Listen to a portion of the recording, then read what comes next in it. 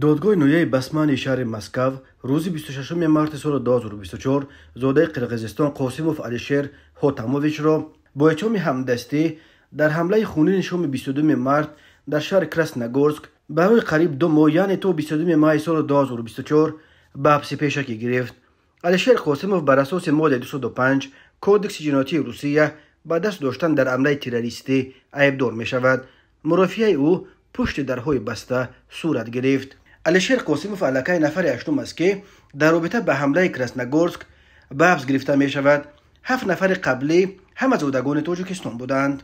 خدمات مطبوعات دادگاه مسکو درباره اتهام ضد علیشیر قاسموف یگان تفصیلات نداده است، ولی بنا به گزارش‌های رسانه‌های روسیه او را به آن عیبدار می‌کنند که خانه‌اش را در کراسنogorsk به یکی از حمله‌گران به اجاره داده است. علیشیر قاسموف 32 سال داشته، صاحب کار است و در دهه پوتیلکا در کنار کراسنogorsk یک چایخانه دارد. او زاده شهر اوش در جنوب قرقیزستان بوده، شهروندی روسیه را به دست آورده است. علیشیر قاسموف 3 فرزند دارد و قبلا یگان بار سود نشده است. او در مرافعه دادگاه گفت که خانه‌اش را در کراسنogorsk با هیپوتک گرفته بود و توسط سامانه اینترنتی اویتو به اجاره میداد. علیشیر قاسموف گفت او درک نداشت که اجاره نشینش به چه کاری مشغول است. او گفت اول میخواست یگان اجاره نشین روس بیابد، ولی در نهایت به وعده فریدون شمس‌الدین نوده شد که گفته است پول اجاره را سر وقت خواهد سپرد.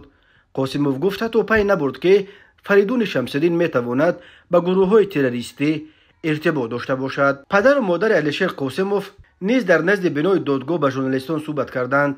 مادرش گفت که علیشیر این خانه نصر را با قرض هیپوتک خریده بود و به همین سبب اجاره میداد تا که پول قرض بانک را زودتر جمع بیاورد. فریدون شمس‌الدین را رهبر گروه حمله‌گران بکراکوسی تخول میشمارند.